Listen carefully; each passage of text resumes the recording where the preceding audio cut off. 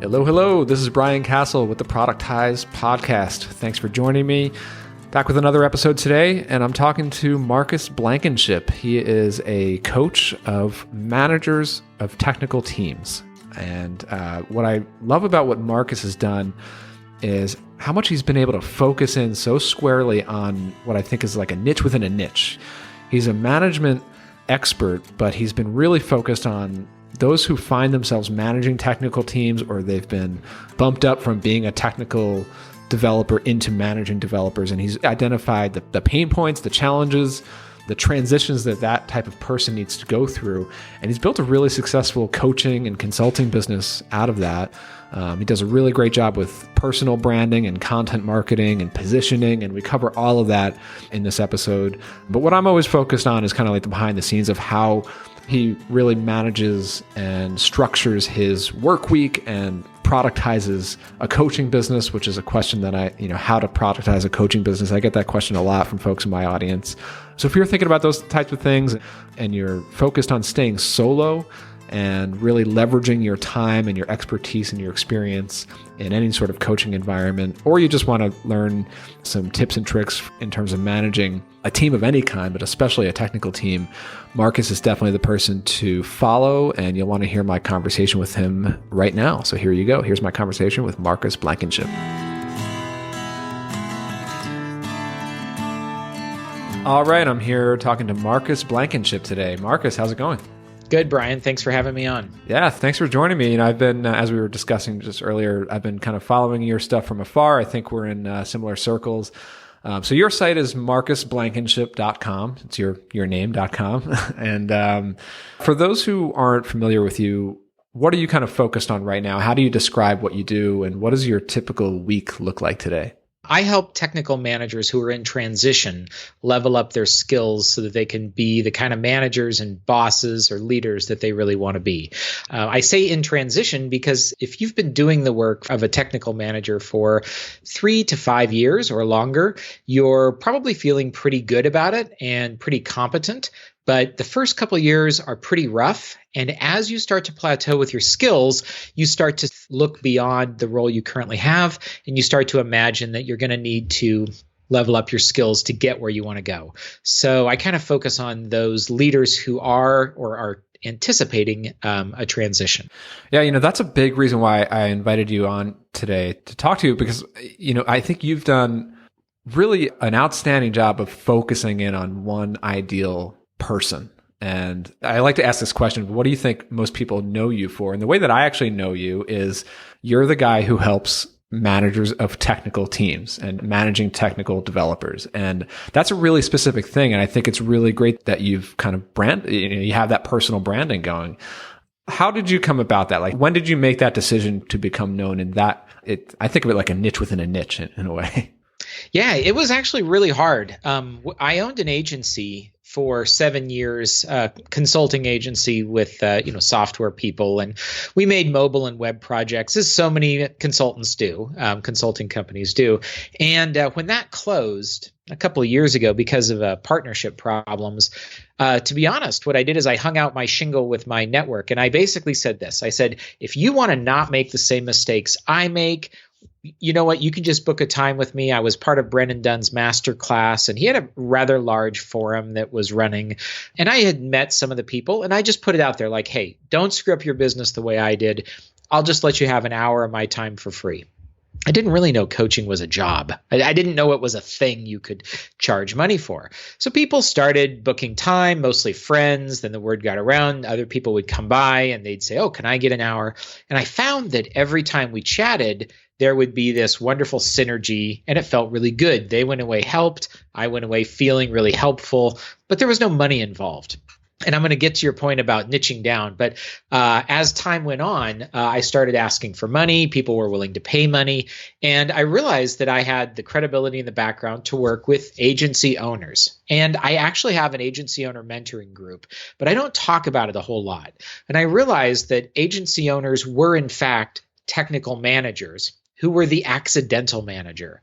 Instead of being groomed by their boss for many years, they were people who had grown their company into a point where they now really needed to learn to be managers, and they couldn't afford to just keep working in the code, even though that's what they really loved. So when I made that realization that technical management was the heart of it, I started to talk less about the agency side of things, sales, marketing, profits, client relationships, and I started to migrate my message over to technical managers. It was an experiment to see whether or not I could continue to retain some people who owned the business, as well as pick up that core group of people who manage developers, usually novice development managers. And I would say it worked pretty well. Now I talk to people about managing their developers, managing their team, and there's a light icing of manage your boss or manage your client, which kind of goes with both different sides there of the owner or the corporate manager. But most everything I do is focused on the person and their mindset and on how they relate to the people below them. So I've kind of found that to be the universal part of my work. Yeah, it's interesting because like management in general, like that alone is just a really broad area to focus on. And there's plenty of books out there on management. And I mean, I deal with management stuff on my team, whether it's developers, writers, assistants, all of it. But yeah, like I think it's really interesting how you've identified the specific challenge and goals that a person would have when they are making that transition and where they're at, where they're coming from, where they're going. So early on, when you started to focus in on that group as your ideal person for your audience and for your products and services, which we'll dig into that stuff in detail, how did you initially identify that there was a problem there and that people are actually willing to raise their hand and say, hey, I need help with this? When I started with the agency owners, again, it was don't make the same mistake I made. But that quickly turned into, of course, what are the problems? And the problems were so universal around people problems having to do with the people on their team.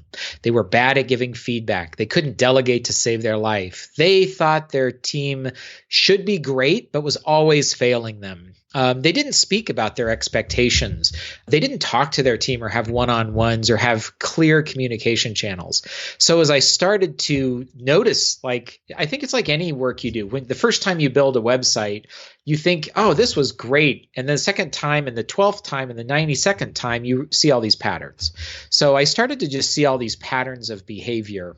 And I started to realize that at the core, people, oftentimes many of these technical owners were frankly, I don't want to use this word, but they were afraid to be the boss.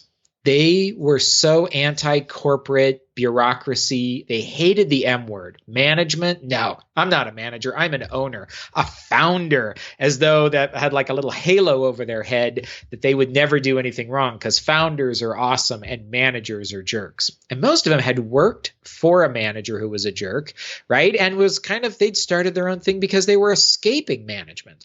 They weren't really excited about being called or thought of as a manager. You've gone through that experience of growing into a manager of a technical team, and you understand the challenges yourself. But how did you identify early on any particular experiences or hearing from other people or groups that you're in? Well, when I was in Brennan's masterclass, that gave me exposure to a group of people that I had rubbed shoulders with as peers. And as I started to help them and talk to them, I started to realize there was a market there to serve. These people had paid Brennan. They paid for other services. In fact, to be honest, I've found that owners are some of the easiest people to extract money from because there's so much on the line.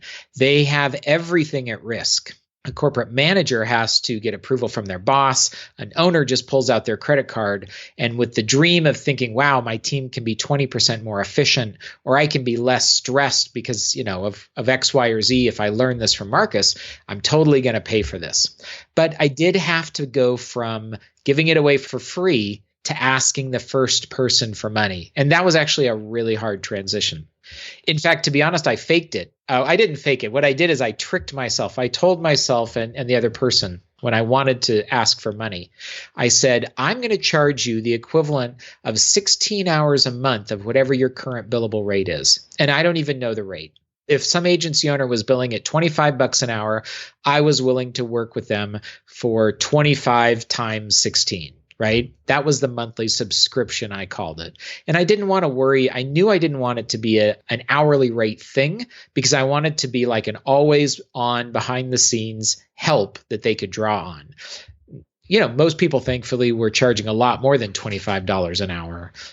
So I got paid better along the way. Why don't you take us through, what does your current product line or line of services look like today? What's it made up of?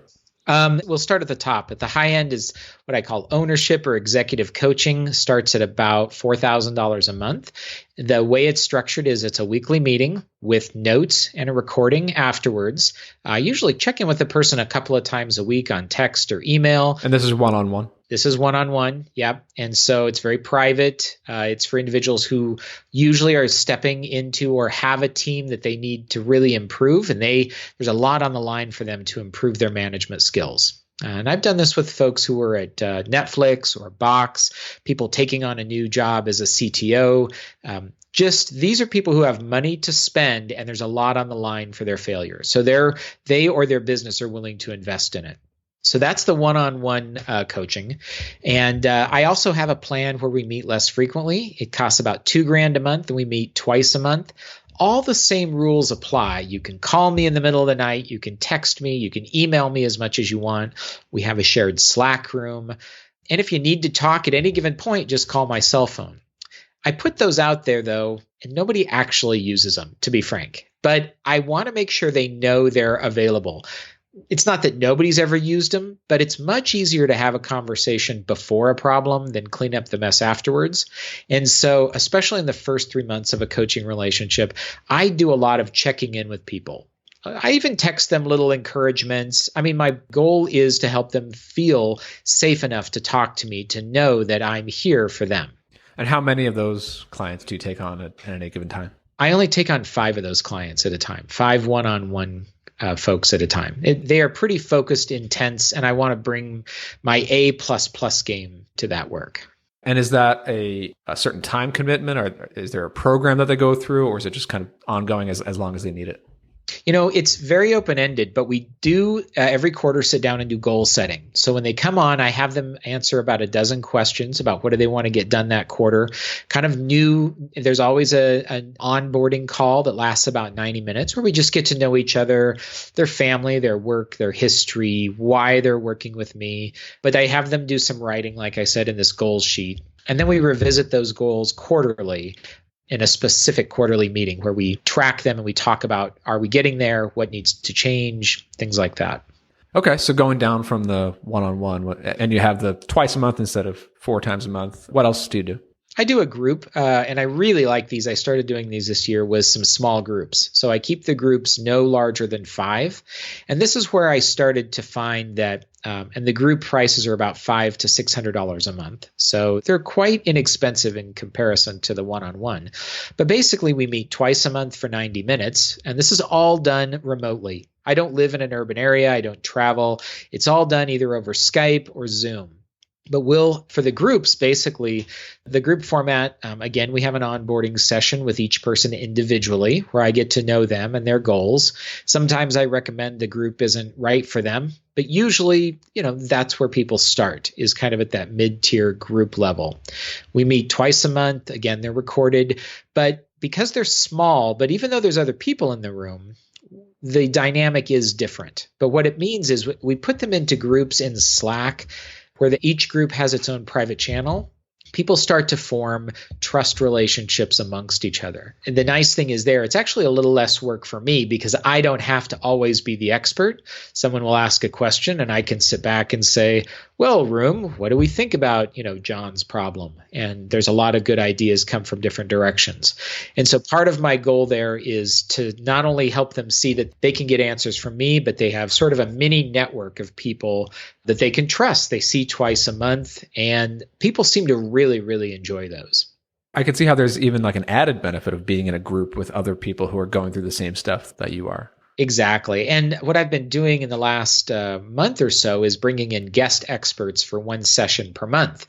And that's kind of mixed things up. I've had people come and talk to the agency group on pricing or positioning, niching down, outbound marketing. And I'm going to have some agile coaches come and talk to the technical lead group and maybe even the agency group owners as well.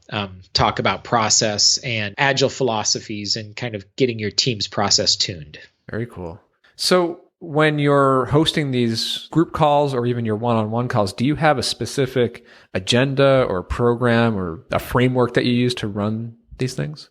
I have a big picture framework where I know we're going to hit on about a dozen topics over a year, but part of the beauty of these is they need to be loose enough that people can bring problems to the session and get answers.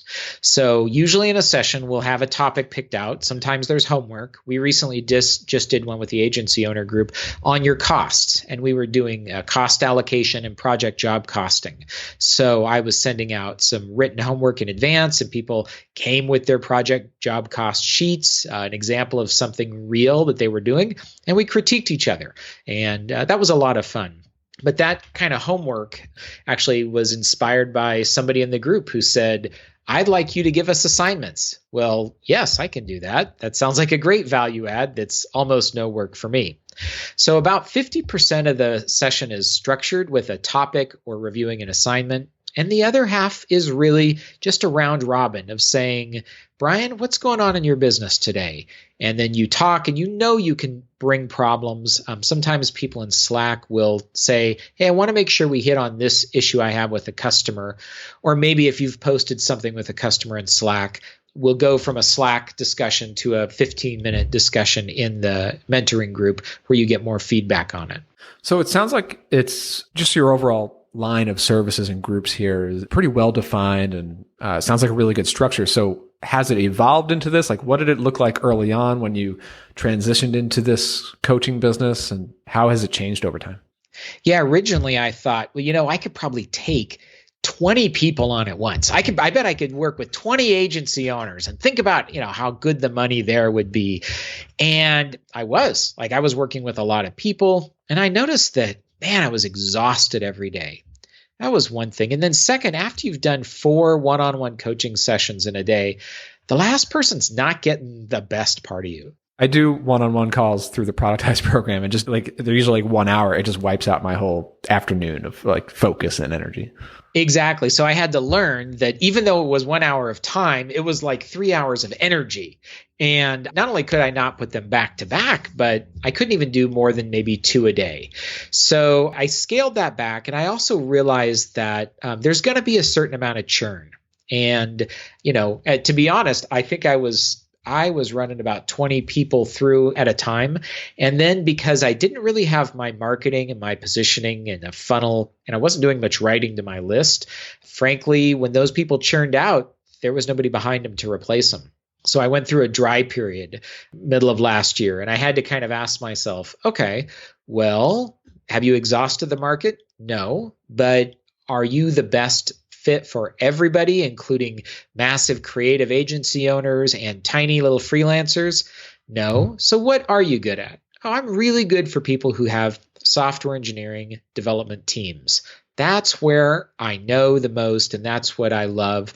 So I started to tighten down my niche, and I started to write more to those people. And that kind of increased the number of leads, which then increased the number of sales.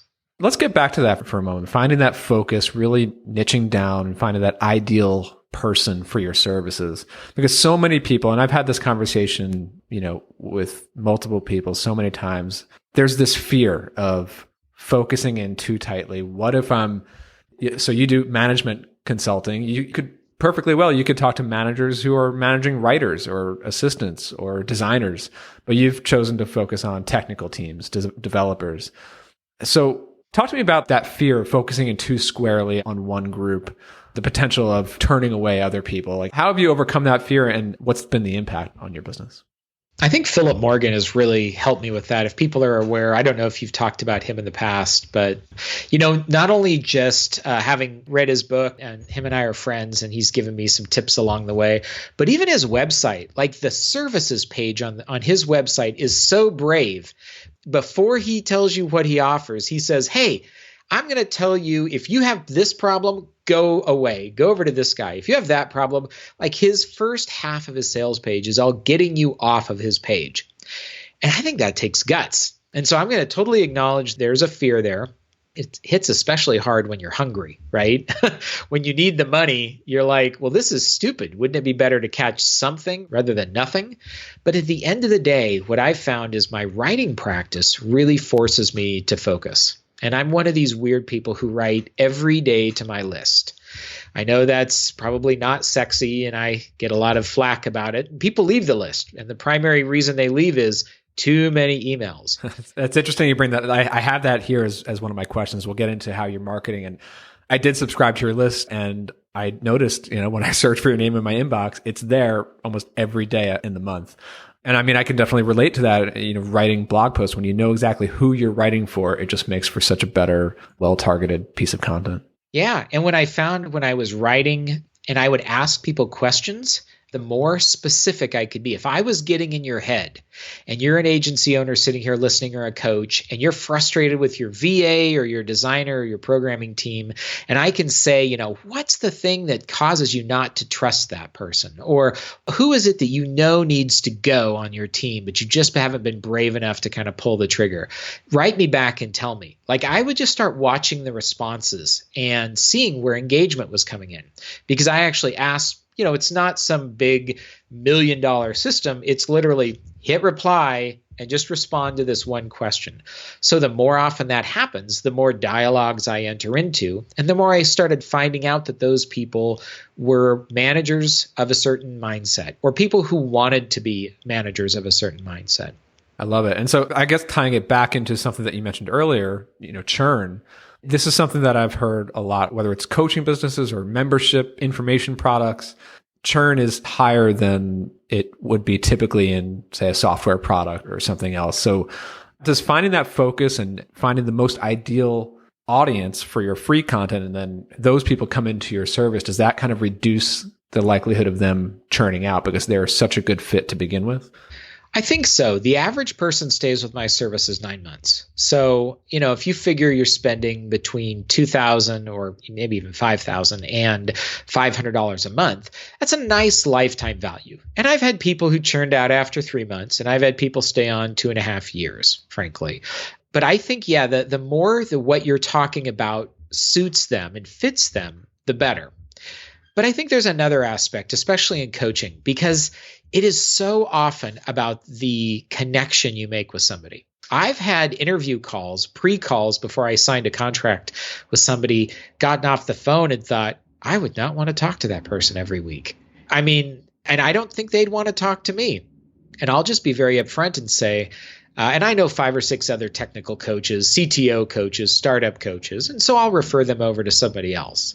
So part of, I think, reducing churn is being picky and willing to listen beyond just your pocketbook. You've got to, I guess, play it from the heart. If you can't stand talking to somebody for an hour, and for whatever reason, how much are you really going to invest in helping them? And how much are they going to feel connected to you? I'm sure every student is different, although they come from the same background. You have focused and niched down, but what do you do when a student is kind of not making the same level of progress that everybody else in the group is doing, or all of your other one-on-one clients are doing, or they're just struggling with the things that you've been talking about? How do you deal with that? I think the biggest struggle I see is people who don't want to take advice, frankly. They want to pay you as though they bought a book and they slipped it under their pillow. And if they just sleep on it at night, they'll know all about C++ algorithms or WordPress for Dummies, or whatever book they put under their pillow. They think it's an instant fix. Part of it is, I now tell people, this takes a while and it's work, but it's your work. I can't do the work for you. So I try and set that expectation right up front that it's not going to be easy. And just because you pay me doesn't mean you're going to get better at this. You've got to apply the effort. But certainly there are people who I suggest to them, Jim, it's been 6 months and I know you show up for every session, but every time we derail our original goals and you want to talk about X, Y, or Z, I'm not an expert in your marriage relationships. I'm not an expert in, why it is you can't get up and go to the gym. Maybe you should look for somebody who is an expert in that area because we're working outside of my expertise at this point. Can you talk to me a bit more about setting those goals? Is there a process that you follow for that? And do all of your students kind of have the same or common goals? And how do you approach that piece? They all fill out the same survey. It's not really a survey. It's like an onboarding sheet. And it says things like, how many hours you work a week. Tell me a little bit about your role. How long have you been in it? Tell me about your team. Then there's some key questions. Who would you fire if you could? And who would you clone if you could? Kind of starting to get them in the mindset of identifying who their best and worst players are. And then I asked them to put down 3 problems they'd like to solve in the next 12 months. And these are kind of the beginnings of the goals. And then what's the problem? What have they tried to do to solve the problem? And what would it look like? How would life be different if they could solve that problem? And I have everybody go through that, and they definitely fall into themes. Time is a much bigger problem than I originally thought. I've gotten to know pretty well a gal named Elizabeth Grace Saunders, who writes books on time management and is actually a time management coach. And so I will send people over to do sessions with her. She's got 2 or 3 books out, and she writes for HBR and a few other good publications. So she's very well respected and well known in sort of the time management community. So when somebody's struggling with time, which is a very common thing, either I'll toss over some questions to her or maybe set up like a specialist session. But definitely time. And then I guess the other one is just this idea of I really would rather be programming. Like, I'd so much rather be coding, Brian. Why do I have to do this? I miss coding.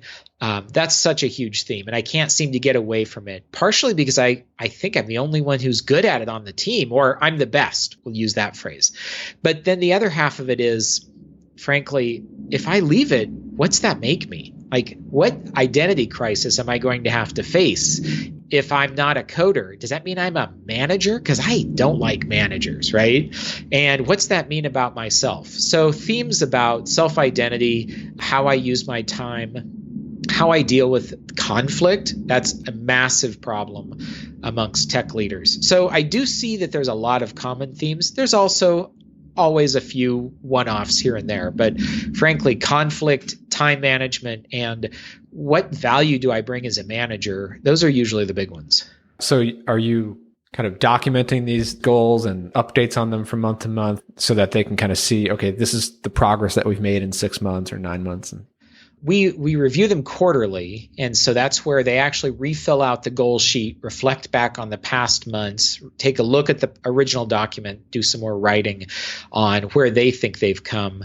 At the end of the day, I'm not a trained counselor or therapist, although I actually have gone back to school for psychology because I'm recognizing that what I'm trying to move beyond is just the idea of like coaching is a friend who will always be there to, you know what, coaching is a real practice that deserves an educational background and the skills to go with it. And so I've gone back to Penn State, frankly, to get an industrial psychology degree because it is something I'm interested in. And I think I'm going to be better as a coach when I have that background. Interesting.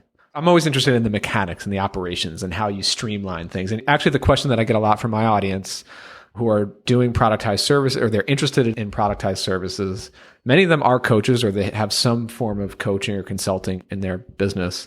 The question that I get is, how do I productize my coaching business? How do I streamline it, scale it?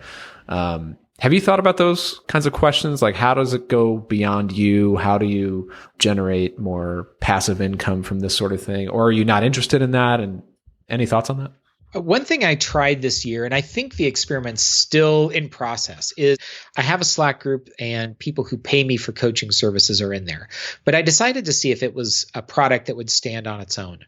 And started charging a little bit of money for it. I think it was $100 a month, and got some takers, and things were going pretty good.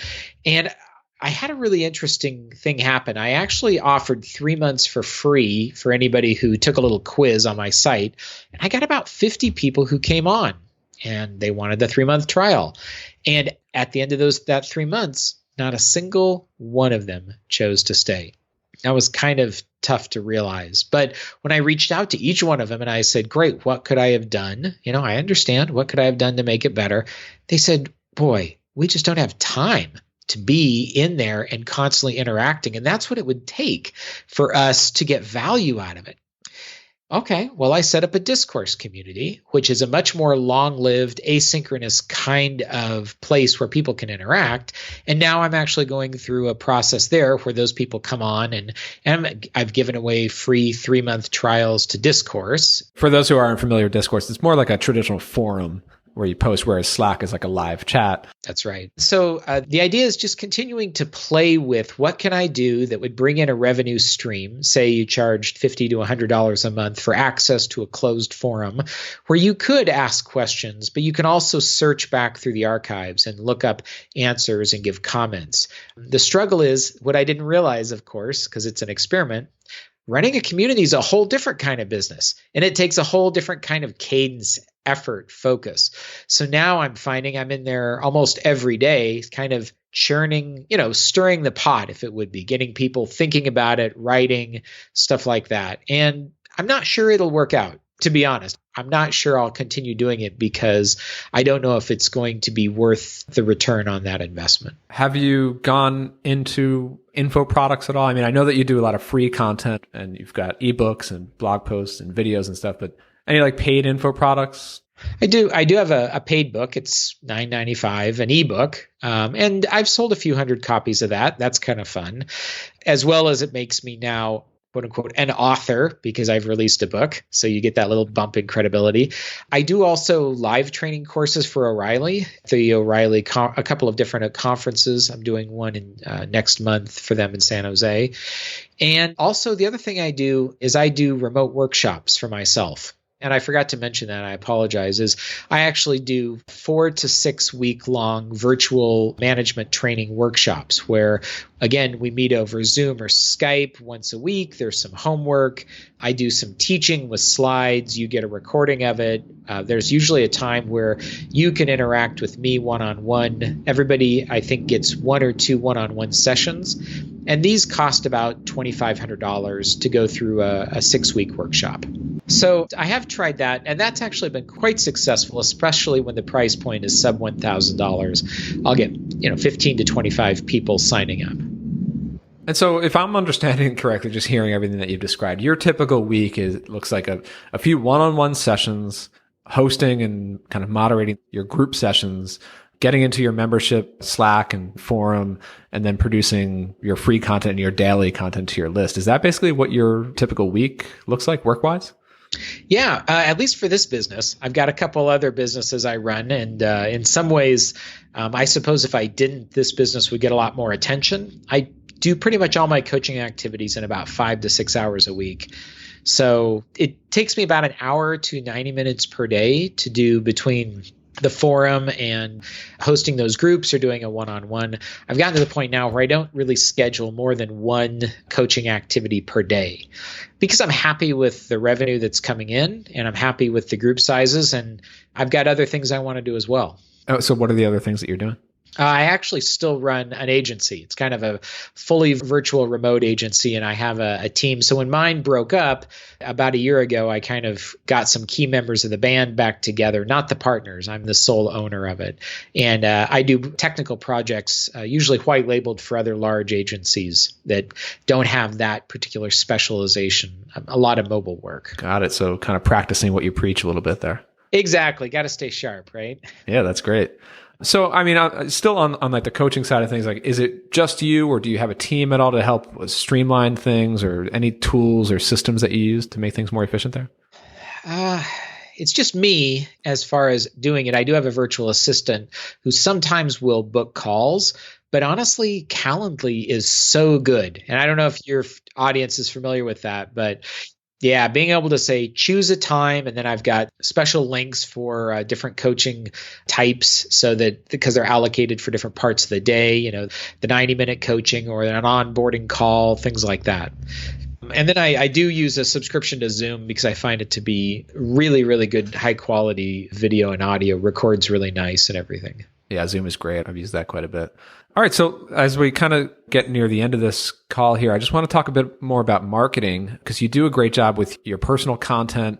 As I said, I've subscribed to your list. I've actually gone in and out of it. And recently, I think I signed up about a month ago. I re-signed up about a month ago. And I do this with a lot of people where for the sole reason of spying on your list sequences and how you talk to your list. So, and that's one thing that I noticed is that you are coming back to the inbox almost on a daily basis, which, seems like a lot for a lot of people. I mean, I totally get it, but can you talk to us a little bit about like what happens in the first, say, 30 days of somebody joining your email list? And actually, how do you attract email subscribers in the first place? Well, one is being on shows like this. So I try and stay on podcasts or speak at remote conferences or live conferences or things like that. The other one is obviously writing. About 2 weeks after any given email goes out, I post it on Medium and on my blog, and my VA tweets it. And so we kind of keep pushing that content because it's pretty evergreen. We strip out the calls to action like, oh, this Friday, the workshop price is going to go up, right? And it just becomes kind of the nugget of content there. In the first 30 days, though, the experience is crafted such that every week somebody gets a long form piece of content. So I've got about 60 items in a drip campaign. So I've got about 60 weeks worth of content that's maybe 1,500 to 2,000 words. And then every day, my goal is to send them about 200 words in an email. And so there's kind of a combination of once a week you get something substantive, and every day you get a little tickler that people are, the idea is twofold. One, I want to stay in front of you. Like you said, your inbox is filled with my stuff. And two, I have found, shockingly enough, that if you write every day and you don't make it too long, they don't all have to be Hemingway, is what I say. Like if Mondays isn't sparklingly good, people who are with you are around and they're like, okay, I'll wait for Tuesdays. So I kind of figure if you could hit the 75% being pretty good content ratio, they'll forgive you the other 25% of the stuff that kind of falls flat. I do kind of similar things, and I use Drip as well, where I have a lot of evergreen content built into the list with automated campaigns, and then I also send some live content. How do you do that? So you mentioned that you have 60 weeks worth of the weekly long form articles, and those are articles that you've written previously. That's evergreen automated. And the daily stuff, is that live or is that looping as well? No, it's live, working without a net. So if you come on the list tomorrow, you won't get today's. Now, in a couple of weeks, you could find it on my site or on Medium. So I do try and encourage, and I'm really evaluating this. Like, should I drive people to Medium, which is, I really love the platform and I think the community is great. Or for SEO purposes, should I put it on my site or both? Haven't quite figured it out. I'm sure one of your SEO coaches probably could give me some good advice there. But I do like to work without a net because I just don't want to write too far in advance. What's interesting to me today is today, to be honest. It's the stuff that as people wrote me back yesterday, I want to reply to. I want to say, oh, quick question from the audience. This is what I got in my email, and I'm going to answer it in front of everybody today. Or I'm going to make a YouTube video about it today, and I'll just send out a link for that. Yeah. I've been doing this thing called Friday Notes, and that's where I do my live notes about what I worked on this week, something I learned this week, something from my personal life or this season or whatever's happening. But then, I have about 3 months worth of my best of content that I drip out to new subscribers. Nice. I like that Friday Notes idea. I know somebody, I think it's James Grieg, does a Monday mailer. Paul Jarvis does his dispatch on Sundays, I think. So I have just found there's absolutely no substitution for regularity. Consistency. I can't tell you, I've got to keep it small. 200 words is about as much as people will tolerate. 100 words is even better. So the interesting thing is it forces me to really focus on like, what's my point? What do I want them to think and how do I want them to reply? And then the weekly piece can be longer and more involved. So YouTube, that's another one that I noticed you're very active on. It's something that I'm actually trying to get up and running myself. I've dabbled in different video stuff over the years, but I'm trying to get into, I don't like this term, but like, vlogging and do this like short, brief answering an audience question in videos. And you seem to do a pretty good job of that. So I was checking out your YouTube channel this morning. I noticed you do quite a few videos from your car while you're driving. You do them from the office. Tell me a bit about that. How does that work for you? And what are some things you've learned from it? I think it kind of goes back to emailing. The shorter you can make it, the better, the more to the point. And then frankly, I had to really get over the idea that it wasn't going to be stellar Ramit Sethi style quality content. And that's okay. Well, the content is quality, but the production doesn't have to be. Okay, there you go. A low production value doesn't mean you don't have high quality content. Something to say that people need to hear. And I started prioritizing that. If people need to hear that you should enter into the hard conversation today that you've been avoiding, it really doesn't matter if it's got a nice bumper and music and an animation and I'm standing well lit, or if I'm walking down in my car, or I'm sorry, if I'm driving in my car and it's just like, you need to do this today. The message is what I think is the most valuable thing. So as I've started to prioritize that the message matters more than the production quality, and I do want to get better with the production quality, but I can't be afraid of putting out there something that people might say, oh, it's too shaky to look at. Okay, if it was too shaky, it didn't grab you, if that makes sense, right? Yeah. And so how does it work with YouTube? Are you only posting to your YouTube channel, or are you also embedding it in your blog or sending it to your list? How do you kind of integrate that? I'm a simpleton. I just put it on the YouTube channel. I don't have many subscribers, a couple hundred, and that grows slowly over time. My virtual assistant she again is continuing to push, and this has really helped. I think I've been growing quite a bit on the social followers in the last month. And so just continuing to promote it there. But I don't know what the future is going to bring. I have just decided, though, that I don't have to be perfect. I just have to get out there and produce content. And in a lot of ways, I want to see what people respond to, because that's how I'll know what I should do more of. Yeah, that makes a lot of sense. So I guess one of my last questions here is just, so you're doing a lot of free content, videos, writing, sending, short stuff to your email list, but people also pay you for your advice and for your coaching and community stuff. So the question that I hear a lot, or the fear again of, are you giving away too much for free advice or information that clients might otherwise pay you for? How do you think about that distinction? Right now at the point I'm at, I give it all away. And if I had a great I wouldn't hold back something, Brian, and say, well, Brian, I'm just going to tell this to you and your listeners, or to you in a one-on-one session that I probably haven't already talked about. But at the end of the day, I don't find people take written advice that often. They do take advice from people they trust, and oftentimes from people they pay for. So the more you pay for that advice, the more likely they are, at least this is my experience, the more likely they are to actually action on it and then change their lives. I think free advice is thought of as generally helpful, but not super valuable, because the internet is so full of advice these days, right? Yeah, that's great. And, I kind of think of it the same way. And as high quality and insightful as the free content is, I think certainly folks are willing to pay for more personalized advice. Like, how does it actually apply to me? Can I ask you follow-up questions and really dig in? And that's where the value of the coaching comes in. Absolutely. And I think the value of the coaching always comes back. Yes, the advice is important, but so many people tell me, knowing I'm not alone, knowing I'm not going through it by myself, knowing that I can reach out to you when something comes up unexpectedly with my boss or with a team member, that is invaluable to me. Very cool. So what's next for you? So we're recording this in May of 2017. Obviously, your site is marcusblankenship.com, and folks can go there to get on your email list, learn from you and check out your services. But what are you kind of focused on, the rest of this year and going forward? I think I want to do a non-self-published book. I would call it a real book, not just a book of blog articles.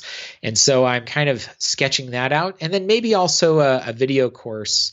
I've got a couple of other workshops coming up. I think one's called Escaping Tyranny, how to work with difficult bosses or transform a bad boss into a good one. Again, this comes directly from my audience who says, I get treated really poorly on a regular basis. Huh. So it's like the other side of the coin. It's not being a manager, but working with a manager.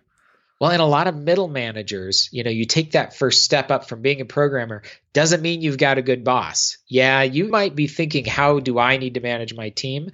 But if you're constantly having to deal with this boss who's tyrannical or abusive, that's a problem that people bring to me all the time. So I think it's continuing to listen to my audience and try and create products that help. That's great. So where can folks connect with you?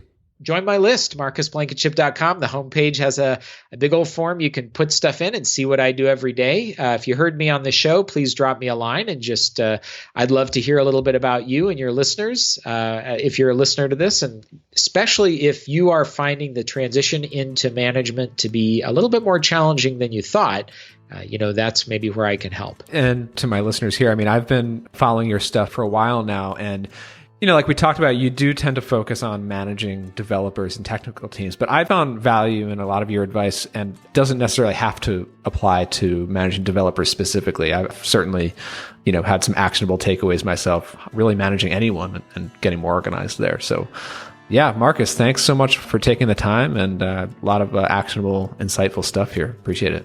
Thanks for having me, Brian.